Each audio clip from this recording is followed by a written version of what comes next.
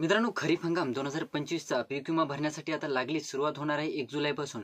तर मित्रांनो, बऱ्याच शेतकऱ्यांना अद्यापही कन्फ्युजन आहे की एक्झॅक्ट आता 1% हिस्सा, 1.5% हिस्सा, त्याचबरोबर 5% हिस्सा नगदी पिकासाठी, म्हणजे एक्झॅक्ट पैसे भरायचे किती, हा शेतकऱ्यांमध्ये संभ्रम निर्माण झालेला आहे, कन्फ्युजन तयार झालेलं आहे। आजच्या व्हिडिओमध्ये आपण तेच क्लिअर करण्याचा प्रयत्न करणार आहोत की बाबा कोणत्या पिकाला तुम्हाला आता किती रुपये भरावे लागणार आहेत, कारण की 1 रुपयात पीक विमा योजना ही बंद करण्यात आलेली आहे। आता तुमचा शेतकरी हिस्सा यामध्ये भरावा लागणार आहे।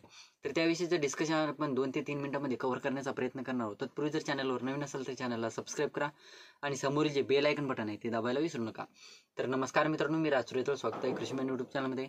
मित्रांनो, तुम्हाला देखील काही प्रश्न असतील तर डायरेक्टली इंस्टाग्रामला मेसेज करून विचारू शकता। इंस्टाग्राम आयडी हा डिस्क्रिप्शन बॉक्समध्ये दिलेला आहे। तर मित्रांनो, सर्वात अगोदर आपण जे पीक बघणार आहोत तो म्हणजे ज्वारी पीक। आता मित्रांनो, तुम्हाला सांगतो मी आता एकरी आणि हेक्टरी एवढ्याच रकमा सांगणार आहे। जर तुम्हाला गुंठेवारी किंवा 70 गुंठे, 30 गुंठे, 20 गुंठ्यासाठी किती रुपये कोणत्या पिकासाठी रक्कम आहे ते जर पाहिजे असेल तर डायरेक्टली मला कमेंट करून विचारू शकता। कमेंटमध्ये मी तुम्हाला तुमच्या क्षेत्रानुसार तुम्हाला रिप्लाय देण्याचा प्रयत्न करेन।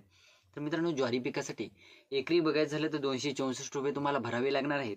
तर हेक्टरी बघायचं झालं तर जवळपास 660 रुपये तुम्हाला यापुढे भरावे लागणार आहे।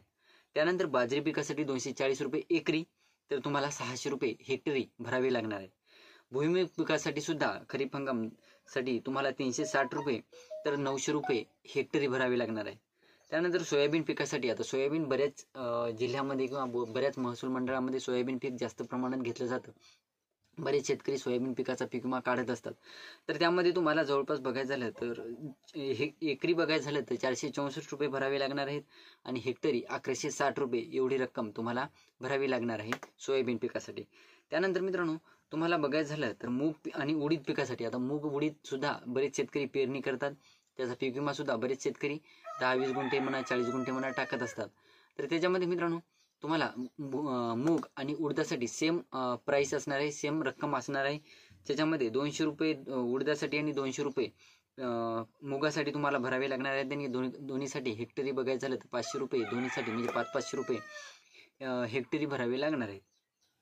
त्यानंतर तुम्हाला तूर पिकासाठी बघायचं झालं तर 360 रुपये एकरी, तर जवळपास 900 रुपये हेक्टरी भरावे लागणार आहेत तूर पिकासाठी तुम्हाला। त्यानंतर नगदी पिकातील कापूस पिकासाठी तुम्हाला जवळपास 720 रुपये एकरी भरावे लागणार आहेत, तर जवळपास 1800 रुपये एवढी रक्कम तुम्हाला हेक्टरी भरावी लागणार आहे। म्हणजे नगदी पिकामध्ये जे 5% हिस्सा भरावा लागणार आहे त्यातच हे नगदी पीक आहे मित्रांनो, कापूस। त्यानंतर मका पिकासाठी 288 रुपये, तर हेक्टरी बघायचं झालं तर 720 रुपये तुम्हाला भरावे लागणार आहेत। त्यानंतर कांदा पिकासाठी 1360 रुपये एकरी, तर 3400 रुपये हेक्टरी तुम्हाला कांदा पिकासाठी पीक विम्यासाठी भरावे लागणार आहेत।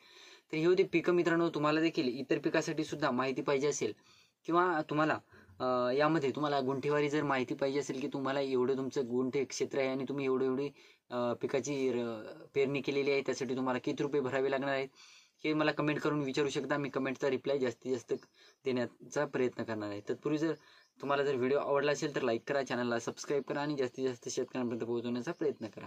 धन्यवाद।